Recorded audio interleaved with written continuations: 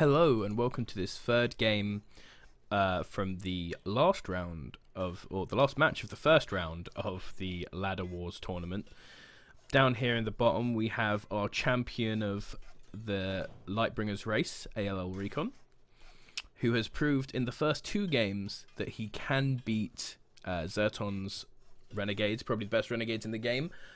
However, this game he'll not be facing ZertoN's Renegades because up in the top, as you may be able to see from this early aggression, we have ZertoN playing as the Cranioids. Now, this is very interesting.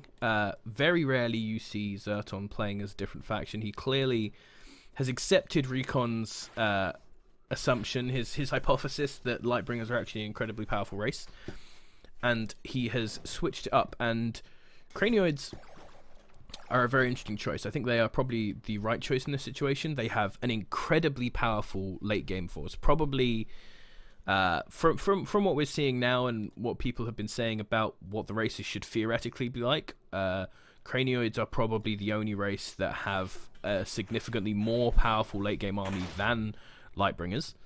And they also have similar good ways of dealing with the early infantry that Renegades have in the form of stink bugs. But going for that that level of early commitment with that isn't going to set you as far behind in the late game, because I mean you can get out. He is going 2 factories, which is very interesting, but you can get out a good amount of stink bugs and then not be set behind by this. Now this pikeman actually might take out an early first harvester here. It's very close, but no, he just doesn't have the damage to do that. Oof. It was a very close one though, coming out there from ZertoN. He is now going for the infantry building there, the habitats, I believe. Interesting placement of the castle there to long mine those 2 separate points. I like that. Honestly, I've also seen people delay their first castle and place their first castle here to long mine from these 2 points. But Recon just seems to be going for that big late game boom that he wants. He's setting up this infantry in a big spread out pattern so that they can defend from stink bugs. And interestingly, ooh, no, replay lag, don't crash on me again. Don't crash on me again. It was on this map. In the last series that I had the replay system crash. Very interesting build from ZertoN. He is not going the Tarnation style of massing these factories. He's not going the style that people like me and Proven play, where you sort of go one of each and then tech. He is going for just a full-out big infantry game, and it looks like he's going with the assumption again that the way to beat Lightbringers is to hit them before they get trees.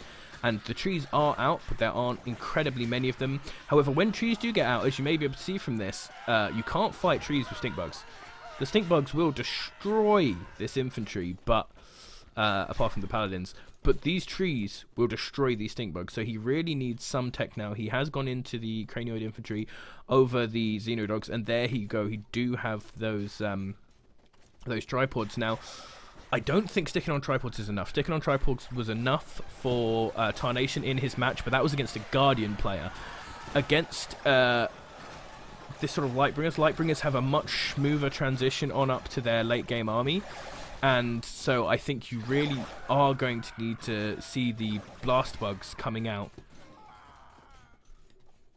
And it doesn't look like he's on his way from that. It looks like he's going to stick with these tripods. But the tripods are going to be out DPS'd in a straight up one-on-ones by these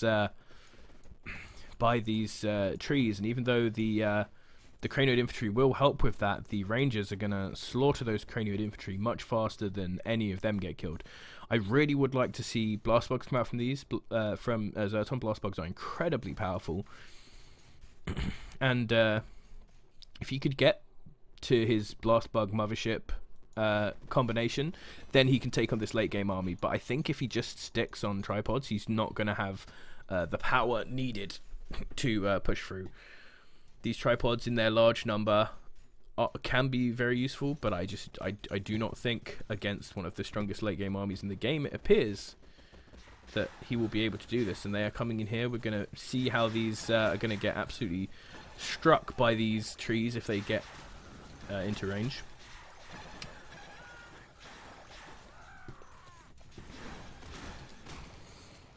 So good kiting here from ZertoN to keep out of taking any damage from those trees, but he can't kite forever. He seems like he is just going for the Tarnation style of massing up these tripods, which might be a style that will work, but I'm doubting it right now. I would really like to see ZertoN going for that incredibly powerful late game force that the Cranioids can get out.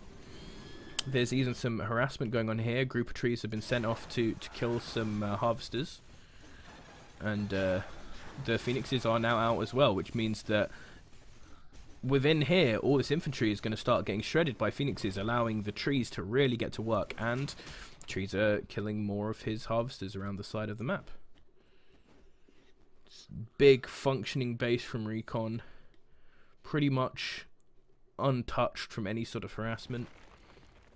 He's keeping it quite back and safe over here, and it looks like he is now going to try and go up around this side.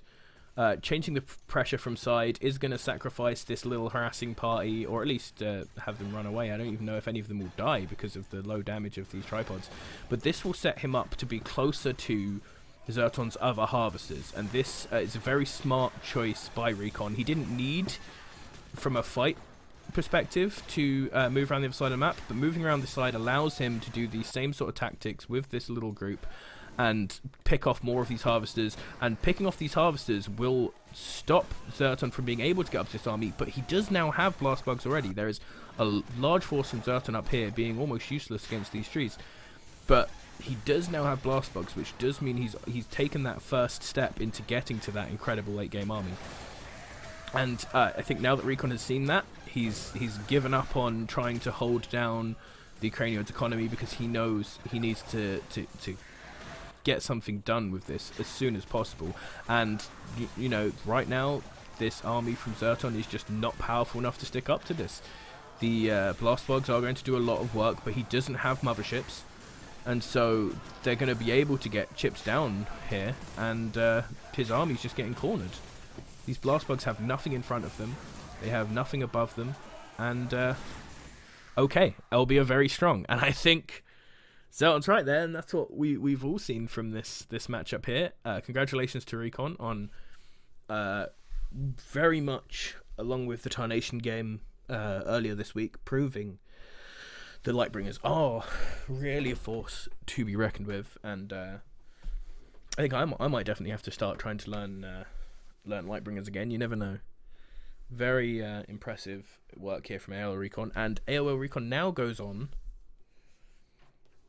I'm trying to remember the brackets in my brain to play Tiger Style, I believe. Tiger Style, who beat Dissonant in that first round.